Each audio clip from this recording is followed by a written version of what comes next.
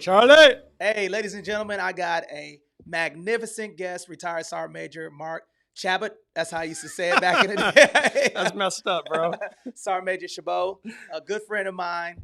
Welcome to the show, man. Hey, man, thanks for having me. Here I was 18 months ago with one camera in my garage, and now I am here on the hottest podcast in the United States of America. And thank you for having me, my brother. I appreciate that, man. Can you tell us about the podcast real quick? About my podcast? Absolutely. All right, my podcast is Left, Right, Left, Keep Moving Nation, part of YouTube.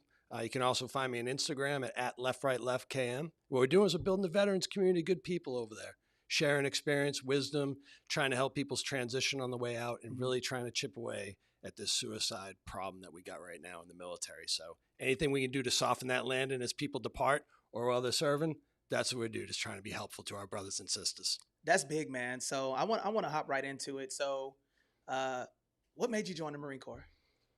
Oh, my good. Anthony, really? I'm getting into it, man, from the beginning. Goodness. He's like, I want to tell you, man. Wow. I was out of control. Okay, so we'll in the essence of time, we'll stick with the wave tops, right? I needed the Marine Corps more than the Marine Corps ever needed me, right? I didn't have a lot going on, brother. I wasn't a good student. I just didn't have a lot of discipline. I was a troubled guy, made a lot of bad choices, didn't get dealt a good hand, growing up in childhood, had a lot of turbulence and trials and tribulations. So if anybody needed a swift kick in the ass and needed structure, it was me.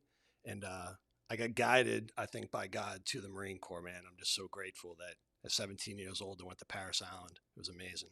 That's legit, man. So you got the experience both sides. I actually went to Parris Island too. Yeah, brother. So you joined the Marine Corps in 1993, correct? Yeah, 1993, July 12th of 1993. Yes, sir.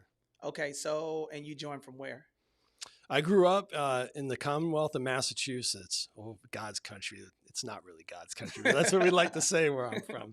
But it was, Massachusetts, Boston, everything, die hard.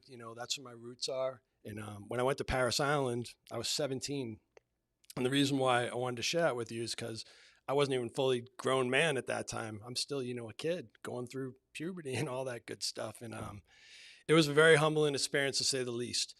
But when I tell you that I needed the Marine Corps more than the Marine Corps ever needed me, specifically because when I graduated, I was a regular GP dude, nothing spectacular, just made it by the skin of my teeth. Like I bawled my eyes out in that parade. Like I didn't want to leave.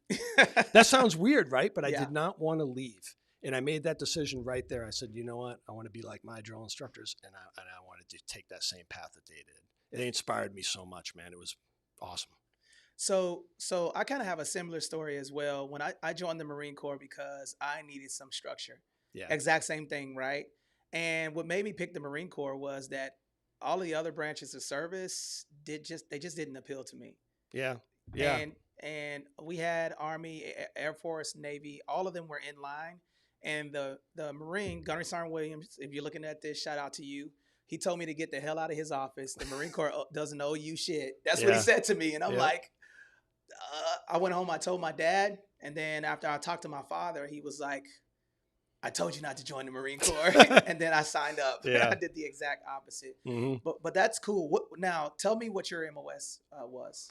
Yeah, growing up in the Marine Corps, I was in 1833, an amphibious tractor crewman, which the Yat-Yas community is what we call ourselves. You ain't tracks, you ain't shit. Pardon my French. That's all good, man. Hey, you can talk how you want to on this podcast. Man, brother, it was everything that I ever wanted and I needed. It was an amazing MOS. I mean, you're a part-time machine gunner, you're a part-time operator, you're a part-time maintainer. You partner with the infantrymen that you take to the objective and support them through fire and maneuver. You want to talk about figuring out how to grow up quick? That's what I got, a real dose of reality. So I got tough love. I got hazing. I got, like physical and verbal abuse, right? Like to an extent, but not like anything severe. But all those lessons are exactly what I needed for me to grow up, and be the man I am today. I'm really grateful for that experience in tracks. Now, what was your first duty station? 2nd Assault Amphibian Battalion, Camp Lejeune, in what we call back then the Imperial 2 MEF. And I say that because it's weird. The 1 MEF here in California had a much more laid back attitude. Like the atmospherics were definitely different than what's like called the Imperial 2 MEF. The Imperial 2 MEF was like leadership by ripping out your nose hairs.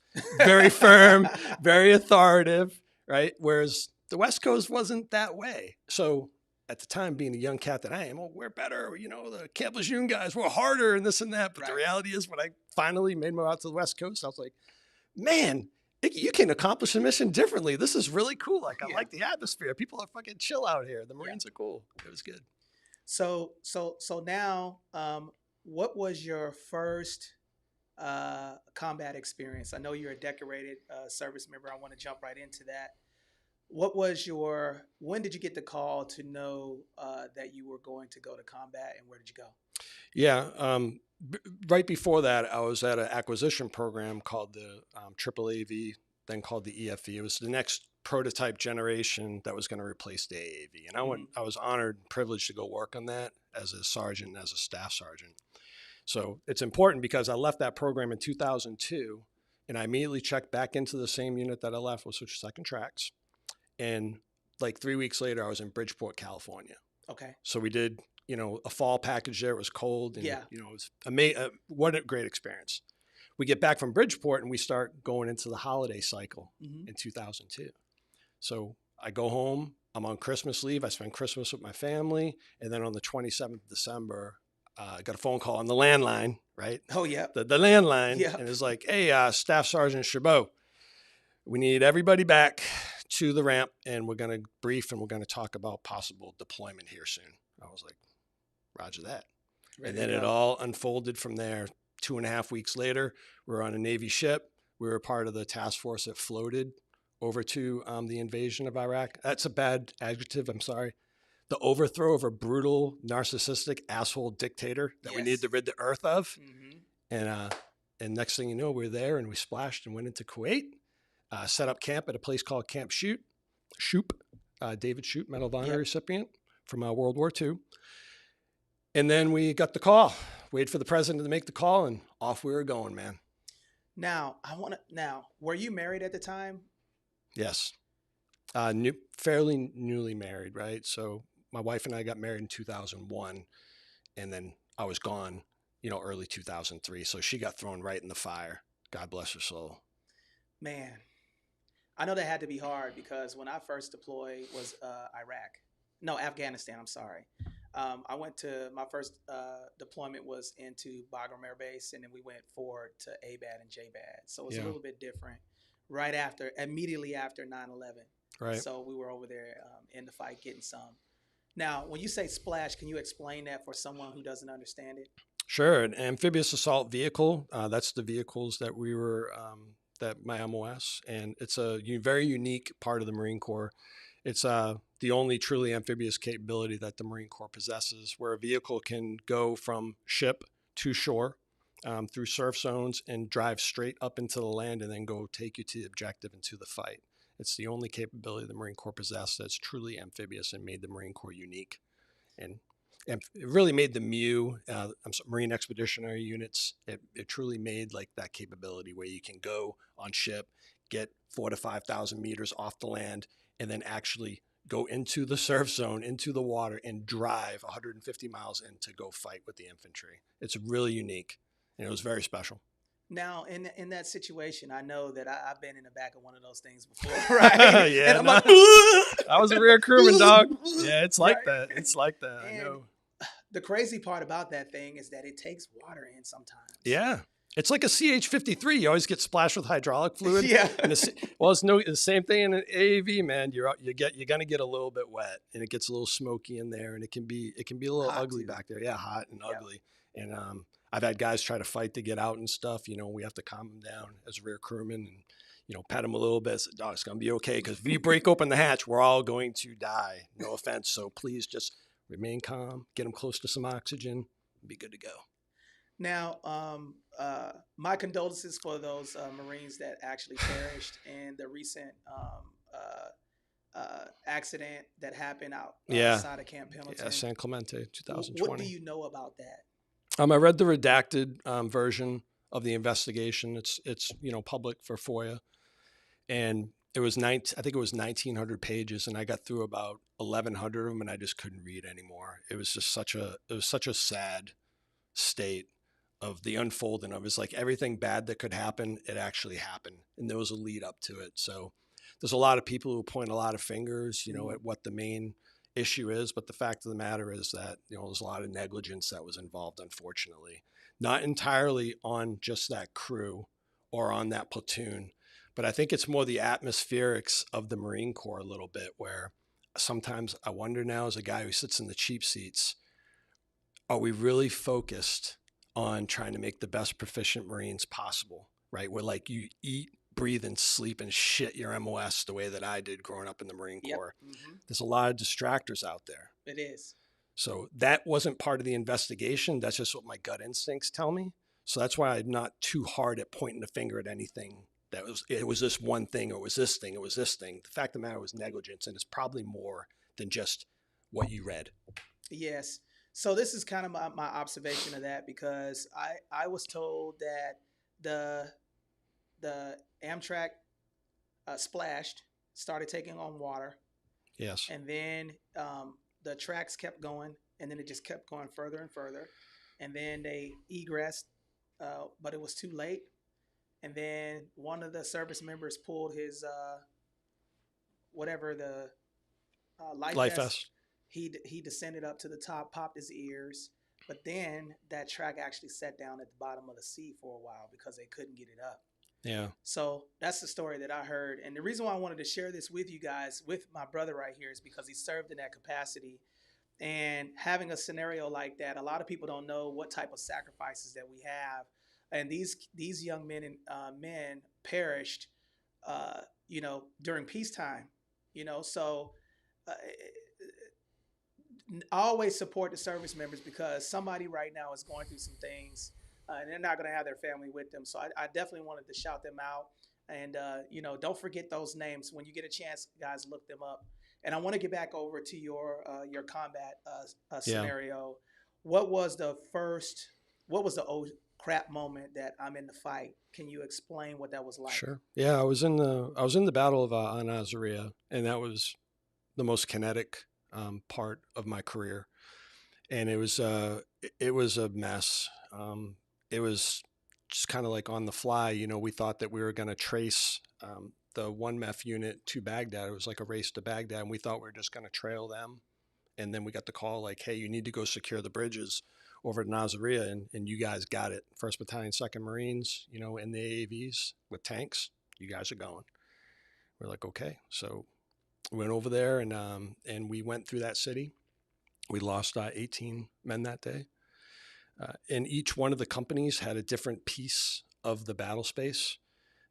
I would say that probably the company I was in was probably the least kinetic. We experienced, the least amount of, loss of life and wounded. But nevertheless, like, it was impactful. We were all within 1 kilometer of each other, mm-hmm. and everybody is decisively engaged at once. When you say engaged, what do you mean? Yeah, I mean, machine gun fire, like my first experience, of being, returning fire was I was traveling up the highway, and tanks had to go refuel, and they had to go, because they're out of gas, and the command made a decision to go ahead and push. So I kept on going. I'm in an AAV. Now, for context, right? An AAV, you could take an AK-47 and make Swiss cheese out of it. It doesn't really have it doesn't have a lot of armament. Right. It does not have a lot of armament at all. So I'm creeping up this railroad bridge, and that's the very first bridge before the North and the South Bridge. And I'm going, I'm telling my driver, hey, go easy, go easy, go easy. And I was like, fucking stop, bro. And I'm looking over there. There's like 7 T-54 tanks like looking right at me. I was like, oh shit. And I started getting down on my turret, charged 50 cal, hitting that thing with machine gun fire. My platoon commander, is trying to call for fire, get, some Cobra support, get some artillery support, anything we could to try to get these, things suppressed. And then as I'm engaging, my crewman calls out to the port side, and he's like, hey, there's friggin' dudes over there in black robes that are shooting at us. Now, I have a question for you before you go a little further. Yeah. When you say that you're sitting, where were you located in the AAV? Yeah, thank you.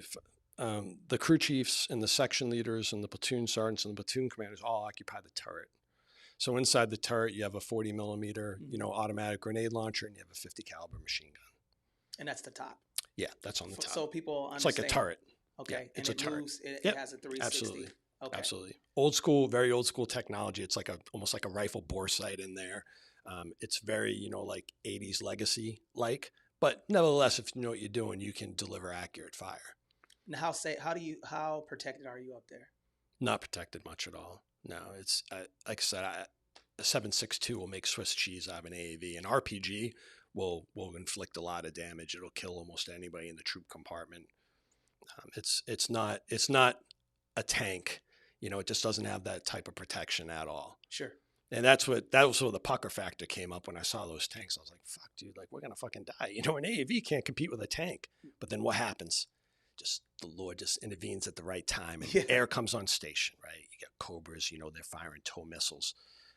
This guy from CAT, which is a combined anti-armor team, he comes up, you know, on the port side with tow missiles, with machine guns, and they're helping us suppress these targets. Them dudes that were over there, you know, that were firing at us with you know, AK-47s, you know, pivot to the friggin' left, take care of that threat, you know, mow them down. They go run for cover. A couple of them get, you know, succumb to their wounds, and you keep on moving forward with the mission.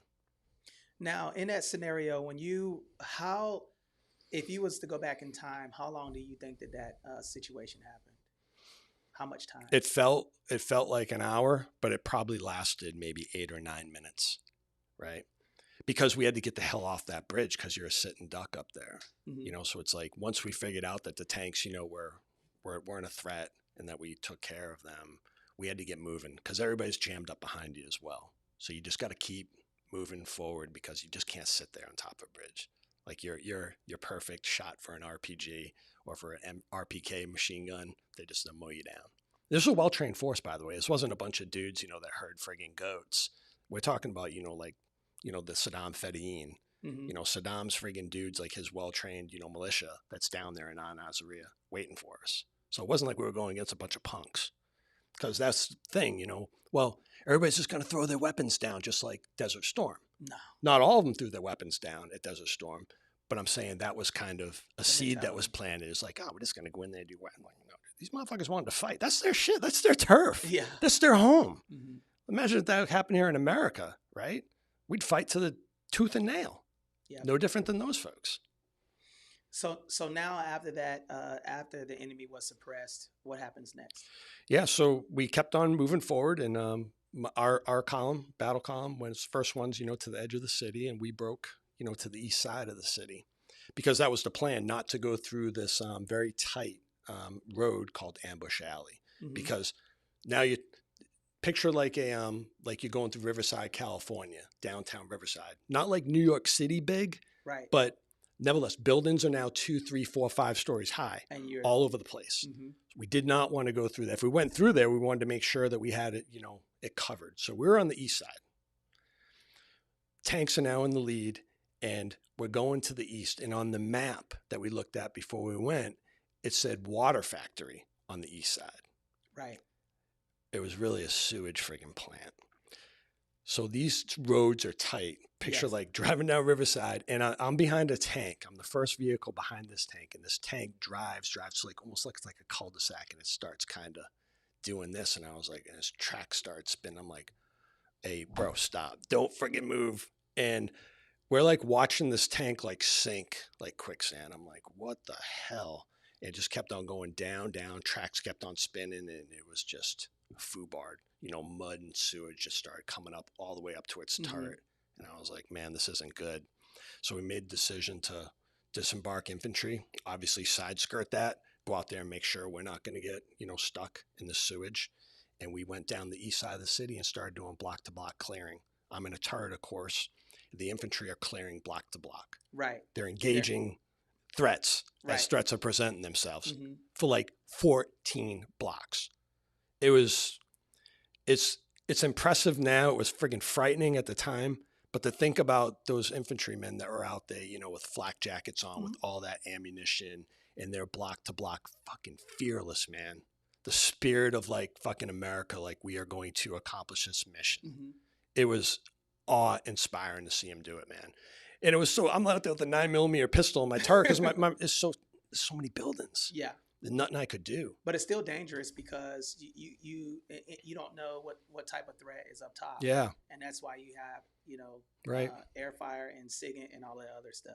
I could talk to you for hours about like the specifics of Al-Nazariya and combat and how, you know, the other companies, you know, were Unfortunately, some of them took some, some blue on blue, some friendly fire from the Air Force, which ultimately killed a couple of our brothers, unfortunately. And, being sitting ducks out there for RPG shots. I said we lost 18 men that day as far as our unit. And it wasn't a good day. I was so stressed out. And then the last point I'll make about when you talk about like a bad day and kind of like the things of combat was when we got stopped and we got kind of reconsolidated and stuff, and the unit started pressing forward to the North Bridge.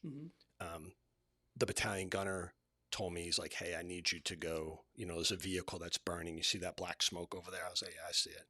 He's like, I need you to take your unit over there and go recover, wounded, KIA, zero out the radios, anything that's salvageable. I need you to grab it because that vehicle is just burned. This is going to burn to the ground. Sir. So go up there.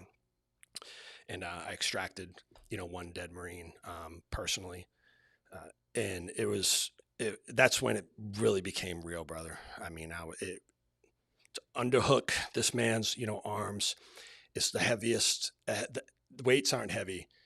If you button hook somebody that's deceased and they're lifeless, it is indeed the heaviest thing that you'll ever lift in your life. And it really hit me, man. Like, lay him down, poncho him. We go over the north side of the bridge. And by the end of the day, it was nightfall at this time. I was just exhausted, grateful to be alive.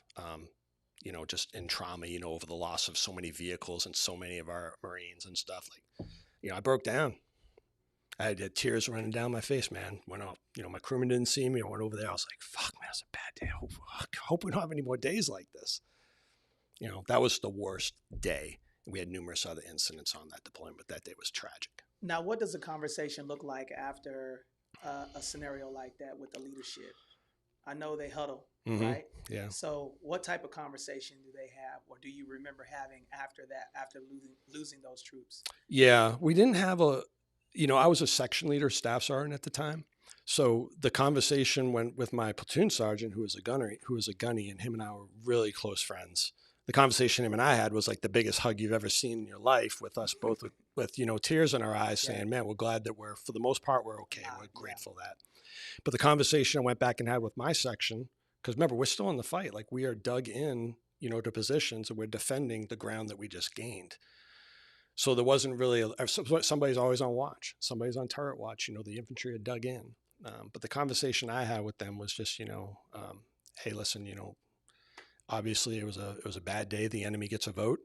We have to stay, razor sharp, and we got to stay focused because this thing is not over. We don't know when we're going home, and we have to be the best prepared, possible for the next threat. So I need everybody razor sharp and focused. So, wipe away the tears.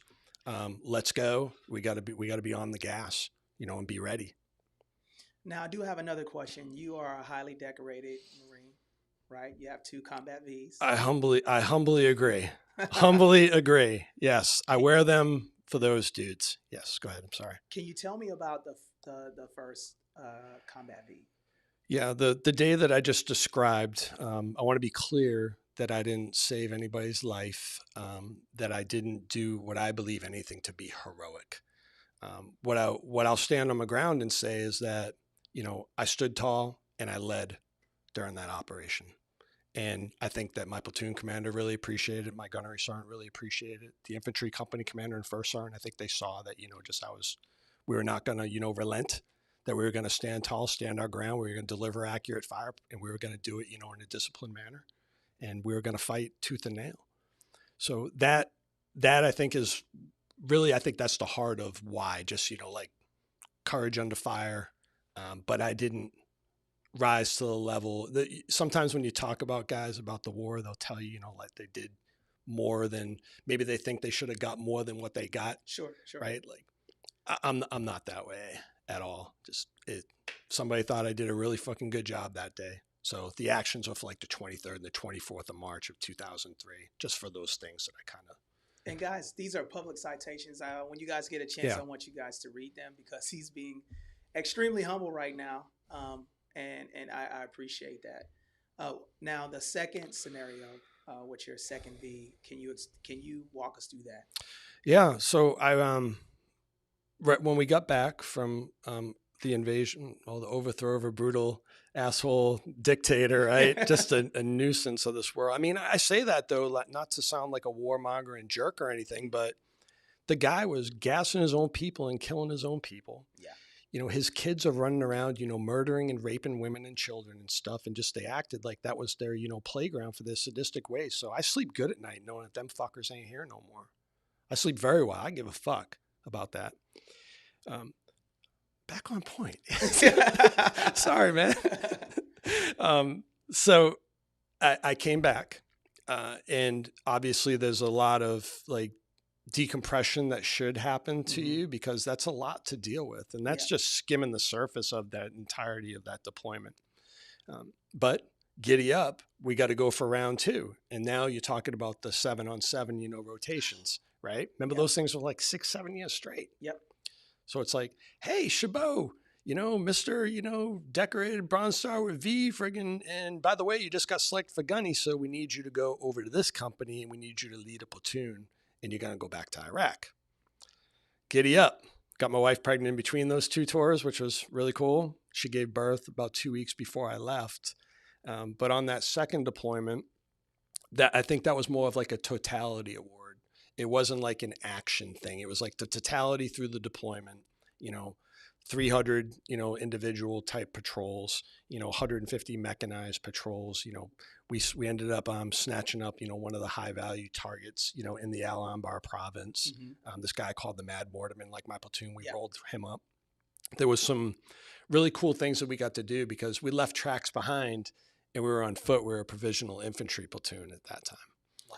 So I had a brand new lieutenant from Long Beach, California, who liked to surf, and he just had like that California, you know, like Jeff Spicoli. Yeah. He was like the Jeff Spicoli kind of guy, right? It's, you know, he's like, dude, everything's cool, man. Yeah, but never judge a book by its cover. He's one of the best lieutenants I ever had. His name's Michael Arepa. Just a phenomenal guy, phenomenal leader. Did a really good job for us. But it was just the totality of all those things. Because a lot of times it wasn't just a specific event on why you were decorated for valor. It could be a lot of things rolled up into one. Correct. Now, how long were you back before they called you up to go back to combat? And let me tell you something, man. Marines like to fight, man. The real Marines like to go to combat. Yeah, I know, right? Like it's like, hey, let's go. I know it's like a bad look, but it's true. Like that's where we're most comfortable. That's what we signed up for. I know. Right? You don't want to do it. Defend a nation against all enemies, foreign and domestic. Yeah. So, were you the Mr. Chabot that went to combat the first time? When you came back, did you notice any difference in your relationship with your wife? Yes, but not to the extent of I knew that I was dealing with a lot, and because we never really unpacked all that stuff. You just sort of wanted to get home, and you get home and, you know, the lust is there and the Lord, and you're so happy to see your family and happy to see your wife and everything's great. But then reality starts setting in. You start realizing, you know, you're a little short on patience. You're probably a little bit ruder than you intend to be. You kind of can go to that 0 to 100, you know, quick. Your interactions with your Marines are a little bit more, you know, like authoritative, right? Less patience. So I definitely experienced a lot of that stuff. I was not ready to take a platoon back to Iraq the second time. I did it because they asked me to. Mentally, I wasn't ready, but giddy up. Like that's what we're going to do because I'm asked to do. I'm going to get there. But I had a really strong leadership platoon. I had a strong lieutenant. I had very strong staff sergeants, you know, who were able to, and one of them, his name is Sam Shaw. He kind of picked up on that a little bit. He's like, you know, Gunny, I think is still kind of going through it a little bit. So, you know, we need to lead up a little bit and make sure that, you know, that we cover down for him. I got fucking blown up there a couple times. It was just interesting, bro. Now, let me ask you a hard question. Yeah. How do you feel about, do you have any regrets of anything that America did over there in Iraq? If you put politics into the equation, probably, because it just depends on what you read. And I know that's kind of like a high, you know, like a safe answer per se. It's like a high road. I have no problem with doing what we did as far as removing, that regime out of there. The problem was that what's going to be on the back end of that. So the argument that was always made was like, why did we do that? Because sure, he wasn't a friggin' good guy, but he wasn't really a big problem to America. He kind of kept everything together. Kept people in line, per se, right? Probably wasn't, a lot of the terrorist, pop-ups, when he was there. He had his own little, but they kind of were contained into Iraq. And they knew when they stepped out in Kuwait, smash, smash, smash, get your ass back over there during Desert Storm. And, they're not really acting up. You could blame bad intelligence. You can blame a very aggressive, Bush administration, of making the call too soon and not letting that intelligence develop. I don't really have those answers. I don't know, man. It's a very difficult conversation to have, and it's one that I don't want to speculate about because it's history. It's in the past. It is. That's true. That's a good way to look at it. And we have to, I got to embody, what it is that I do, which is the message that I promote is, it's okay, to recollect the past because you learn from those things and learn from your mistakes, but you can't dwell on that stuff and you can't just hang out there all the time because then you'll be yourself depressed. You're going to go into a dark state and a dark hole. Absolutely. And next thing you know, you're the dude that's in turmoil. And why the hell should we be in the turmoil? We're the ones who are on the friggin' front lines out there fighting. We're the ones who should be living, the good life, because that's what they want us to do. Our fallen want guys like you and I to live our best lives. That's true. They don't want us to suffer. So I'm not going to let, the emotions of that and the politics of that. I did my job. Really, really well. I did my job. Yes. My Marines did their job. They did their job really well. So all that stuff about the valor and things, those Marines, I saw valor all over all my combat tours. They're my fucking heroes, bro. Them damn troops, the NCOs out there, the officers and stuff, they have just been crushing the enemy and doing everything we've asked them to do and then some, right? 10-pound pack, we got to put 20 pounds in it. No problem. Let's go. They're going to get it done. Let's get 30 pounds in it. Let's go. No matter what, they just friggin' make it happen. I'm in awe of them, man. I love them kids. Yeah, shout out to the service members from Iraq and Afghanistan. We both got the experience that. And I wanted to ask you another question. Sure, man. So now you get back to Garrison, right? And then you sign up to be good old Tech Sarge. Your left shoulder. Hums. We're down in Charlie Company. Hums. You're there to make U.S. Marines. Can you tell me what was your experience in DI school? Man, what a great question. Something that I'm really glad that you asked me. So I got to shape it for you, right? We already did that a little bit. I did a section leader combat tour and then a platoon sergeant combat tour. We're alone and unafraid out there, right? Like I am out there leading, right? Mm-hmm. My Marines are out there performing at the highest stakes that there is in the military. Yep. Combat, kinetic shit, right? And I go to drill instructor school and I was just like, what the hell is going on around here? Yeah. It was really weird, man. It was definitely different. I'm like, in DI school itself, they try to overload you with so much work, not so much to get you to quit, but they want to test you to make sure that you can handle things. Right. But it was very humbling to have been in the environment that I was in, for 3 years, to go in there and worrying about about bootlaces, and just the very, very small, attention. They matter. Yeah. But when you've been over here, you're like, man, Jesus Christ, man. Okay, I'll do it, man. Because like I said, I always wanted to be a drill instructor. Yep. And I was a gunny. That's the thing. I didn't have to go, bro. I was going to be fine. Mm-hmm. But I wanted to go because Parris Island influenced me that much. I said, I want to go and I want to do it. So whatever it is, I want to be humble enough and man enough to swallow my pride a little bit and get the job done and make Marines. Now, let me tell you about this, right? So there I was, down at the depot, right? And I'm down there and then I hear this guy. He's like, hey. And I hear the accent and he's like tearing this recruit's ass up. He's like wearing a recruit out. And I look over there and it's a damn gunnery sergeant. I'm like, yeah. Hell yeah. I was in good shape too. I remember that. Yeah. When you were down there at Charlie Company, everybody wanted you because when, and for those of you who don't know, when gunnery sergeants go to MCRD San Diego, they typically fast track. So they don't, you know, the reality is, and this shouldn't be happening because the Marines are Marine, you know, Yeah. the gunnery sergeants get this stigma because they get fast tracked, right? So Yeah. they don't have to do all of the cycles, right, or the platoons that most people do. But you did do a green belt. You did green belt drill instructor, Hmm. senior drill instructor, chief drill instructor, and DI school, I think, Yeah. right? Did all of them. Yep. It was So cool. It was a cool experience. so what was your first experience of good old Anthony Glenn II down there? You know, actually, it's very positive because when I checked in the Charlie company after DI school, everybody was on break. But yourself and one other Marine were at the headquarters and stuff. So we walk in there in our alphas and everything. And then you came out and you're like, hey, who's going to Charlie company? And there was 5 of us. In the essence of time, Moore, Chacon. You guys had a good class. Yeah. Though. Oh man, we had a fantastic class. Silva Lawasso, and I know I'm missing. Valdez. Mm-hmm. Yeah, we had some pretty strong dudes. But you were very welcoming, which was, I know that sounds weird. You're like, dude, really? Like, seriously, you were to me, I don't know how you were to those gentlemen, but to me, you were very, very welcoming. We sat down beside each other, you know, and you talked to me, you know, you're like, look, man, you know, here's the deal. You know, here's where we're at as a company. I think we're a good company, you know, welcome to the team. And I was like, okay, cool. Like, good. I didn't get blasted over here. You know, my first day, this is great. But that was my first impression of you, man.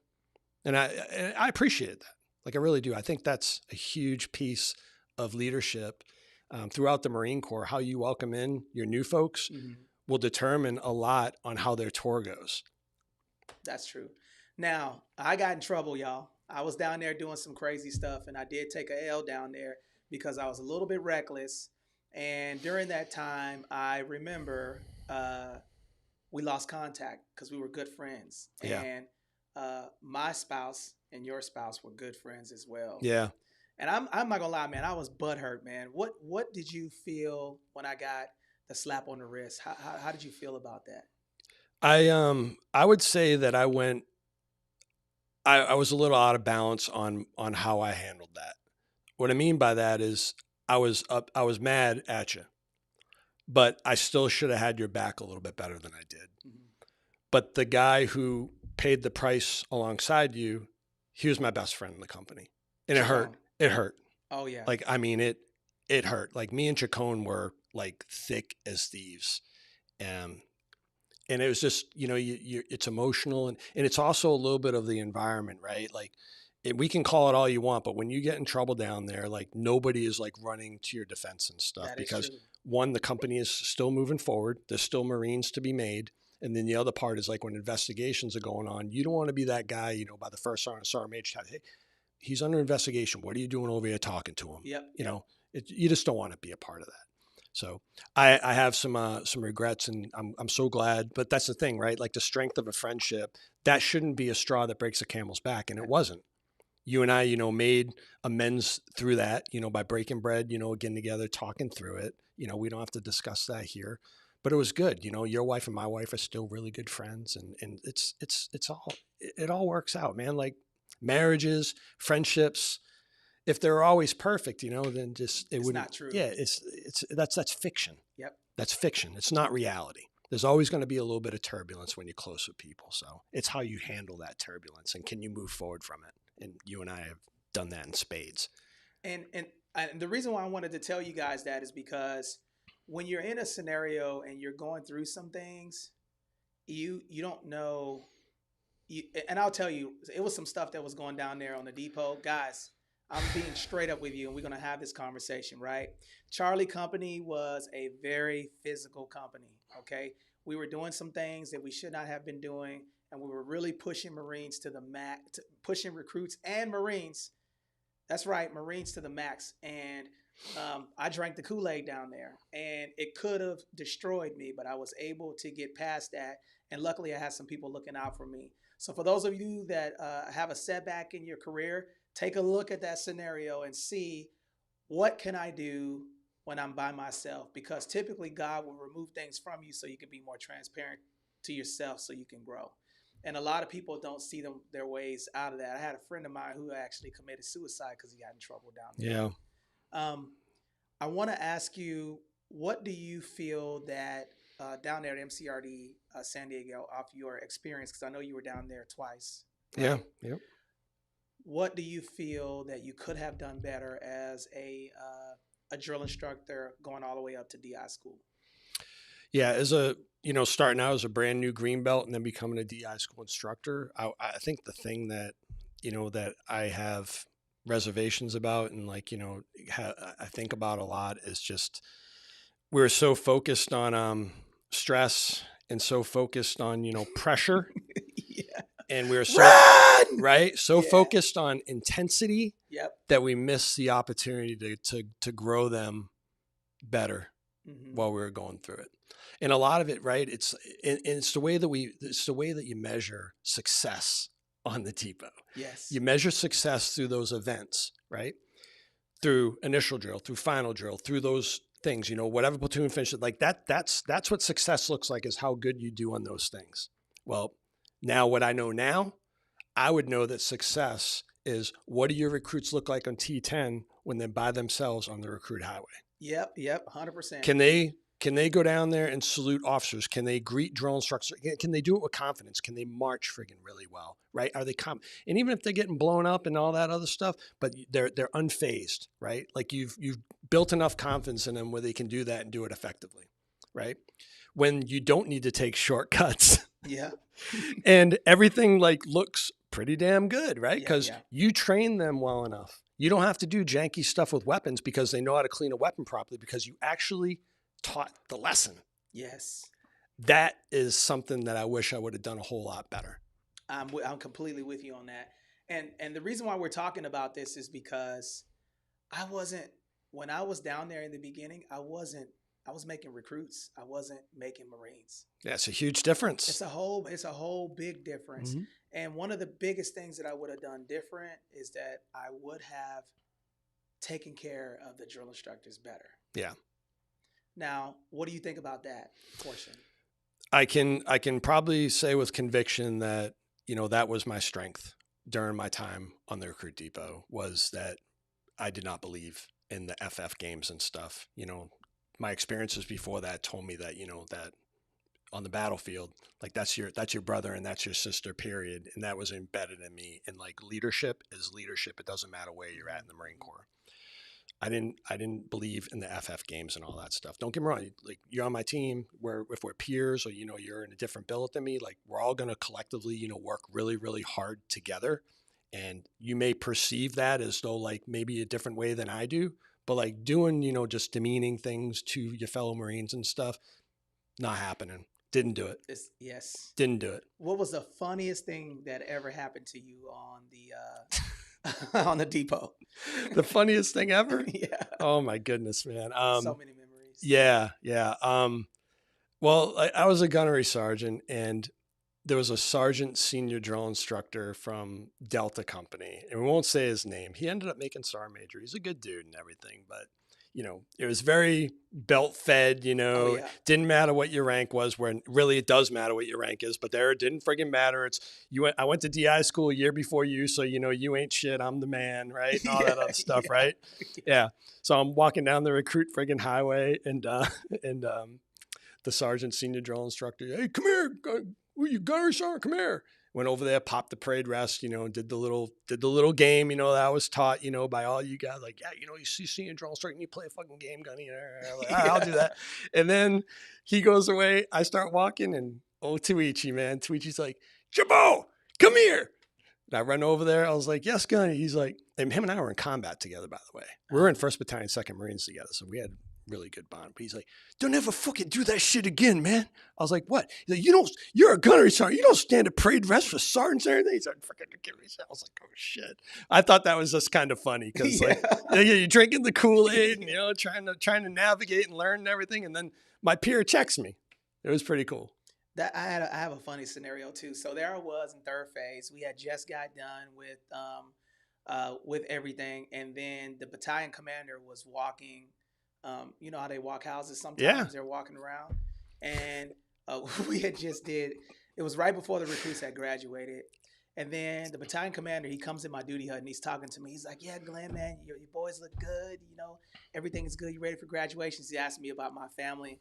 And then the recruit comes in. He's like, boom, boom, boom. This recruit is done washing the senior drill instructor's laundry, sir. And I was like, I'm like, who told you to do that? Put it down there. And he has like the fabric softener on top and everything. So little personal servitude. Yeah, I think that's the most embarrassing thing that happened to me on the depot. But I love being down there because so many good memories down there. Yeah. From Hunter to Wichi, his intimidating ass, to all of the people that we serve with.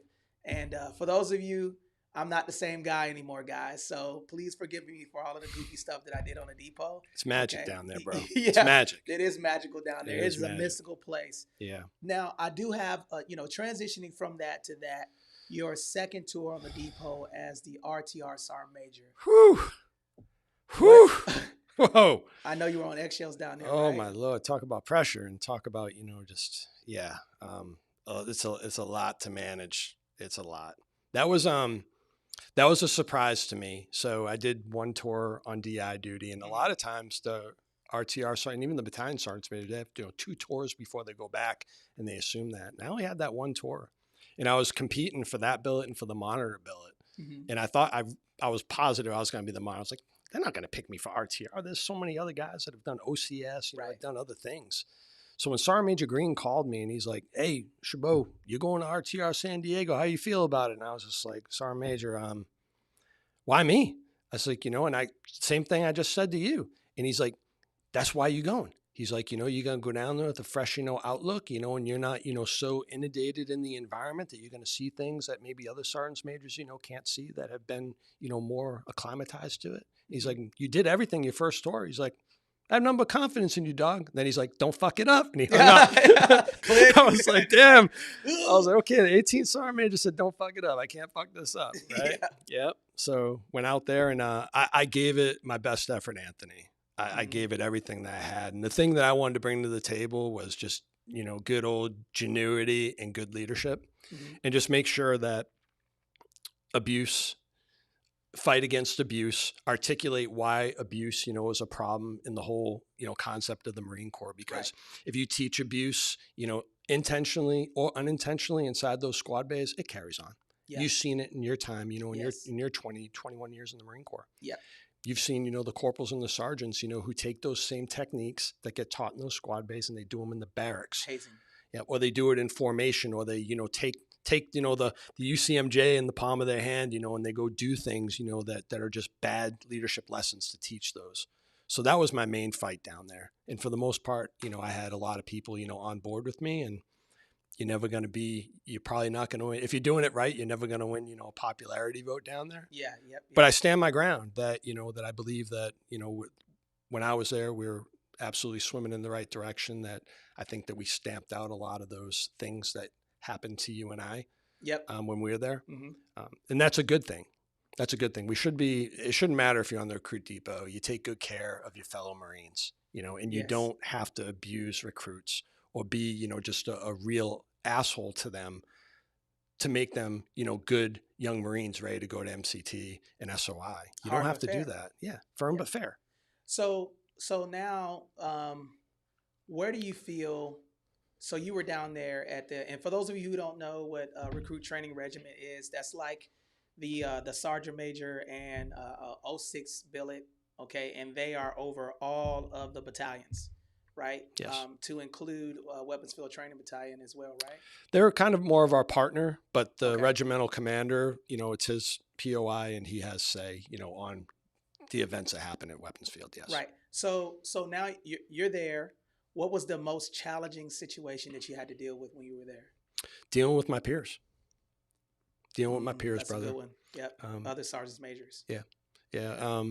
The ones that just think that their way, is better, than your way. And the thing of, stay out of my Kool-Aid, why you're in my grid square, why are you, it's very territorial there. Mm-hmm. And I tried to be as transparent as possible with all the battalions and the battalion commanders saying, hey, listen, like, you guys aren't mine. Like, I don't own you or anything, but make no mistake about it. This is my grid square. You guys are all part of my grid square.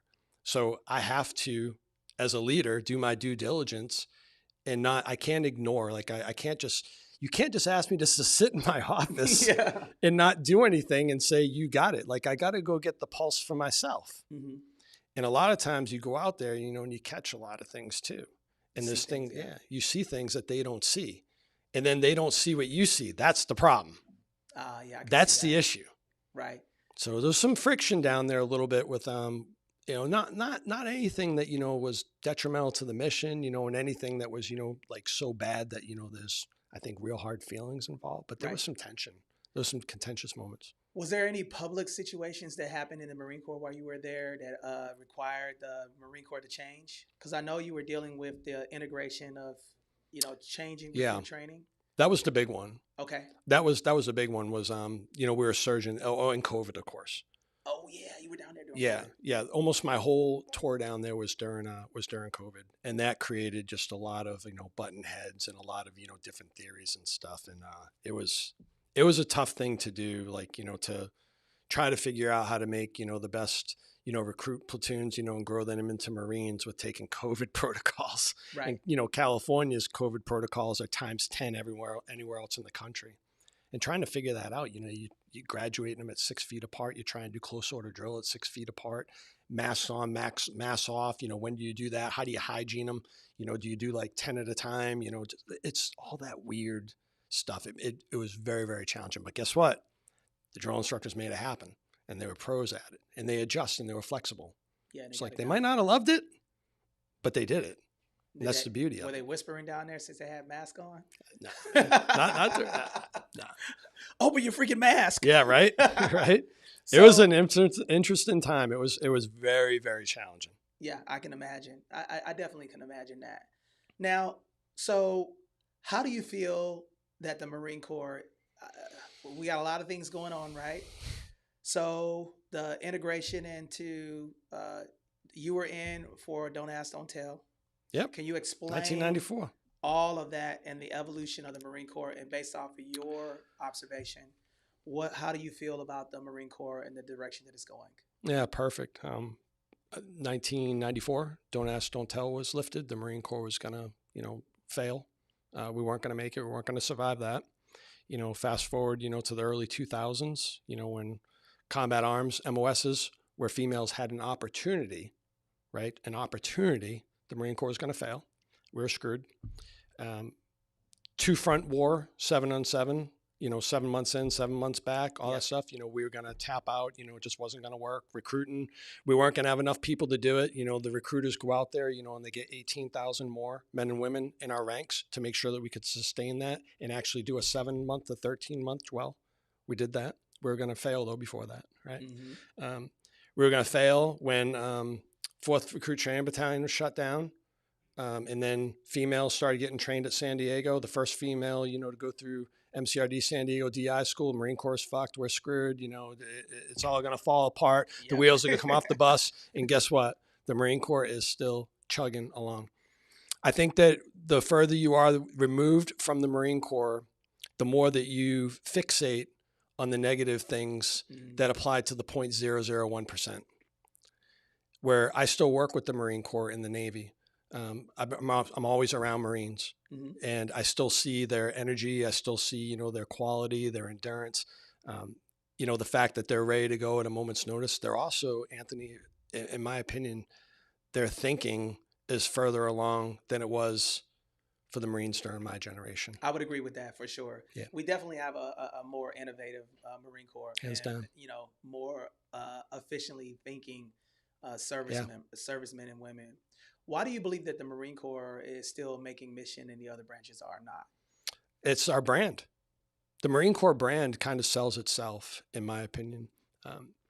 We don't have to sell money. We don't have to sell, cool jobs and things like that. Like the title Marine and the hardships that go along with that title, right? We market ourselves as though we're the best branch, you know, we're the hardest branch. We have the hardest recruit training. And so many young Americans out there, regardless of what people think, they still want that challenge.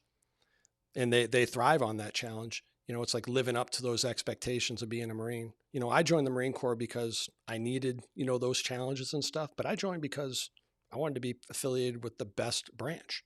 Man, you make me want to damn re-enlist right now, man. You're making my motivation hard as woodpecker lips, baby. Bro, let's go. I'm about to sign up, baby. Hoorah! Where's your retirement, sir? Read bullet 3. You and I can both get recalled, bro. Let's go, bro. It's crazy. Let's do it. It's like that. But seriously, like our brand sells itself. That's true, man. It really does. 110%, man. And I wouldn't have it any freaking different, man. No.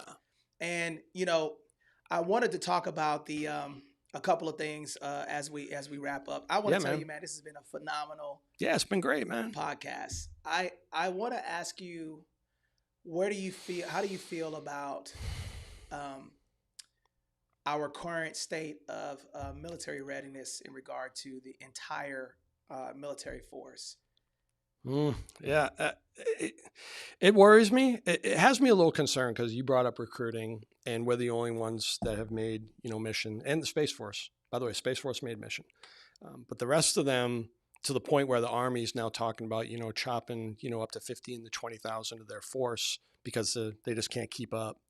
That's crazy, man. The best deterrent, from sending, our young people to war is a strong military. I completely agree. Yeah. And there's a reason why the Marine Corps is really intelligent about this. They advertise and they film everything and they put it out for public release. You ever notice that? Yep.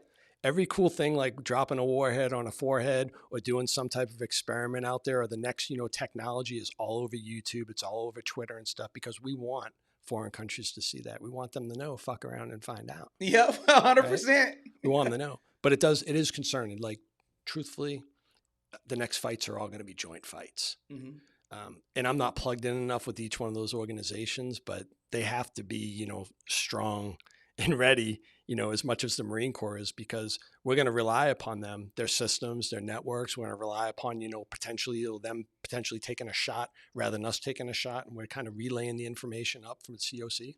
They might be the ones. So we got to rely upon them. And we will lead the way. Yeah. 110%. I think so, man. Because basically, one thing that we do well, guys, is that we do make the most elite, basically trained Marine. Boot camp, I'm gonna tell you right now, we still do a good job down there. Yeah. And we still train and fight every single day. And we're at every nook and cranny to reach out and touch someone. And I think for those of you who are looking that are civilians, rest assured, if something was to happen, we'll be ready.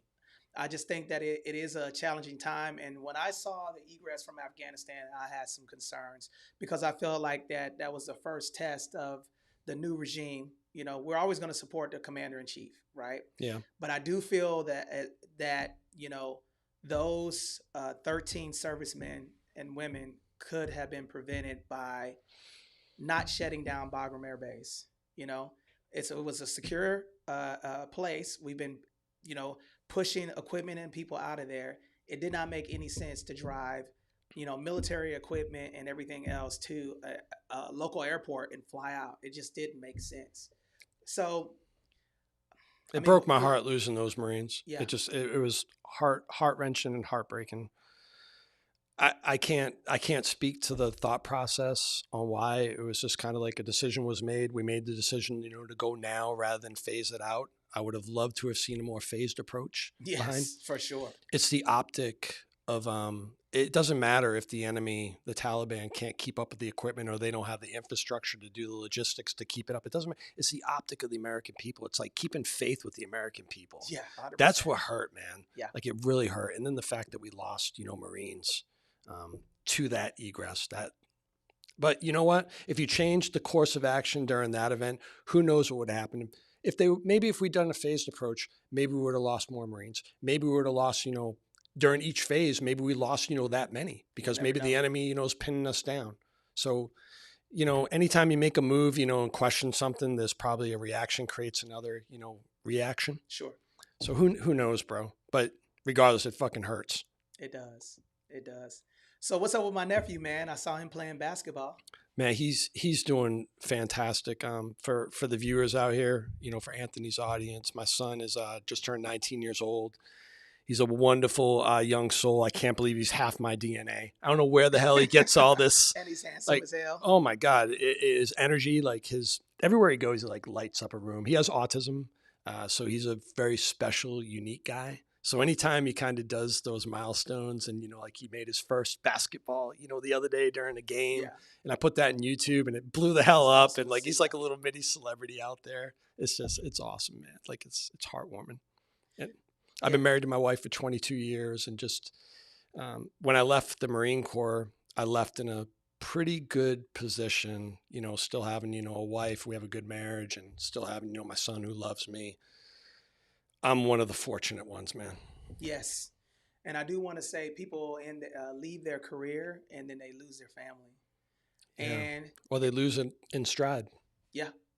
And I want to say this to the people that are out there, take care of the Marines family, man, because the military spouses and the kids are the ones who are taking on the responsibility of being the glue for the family.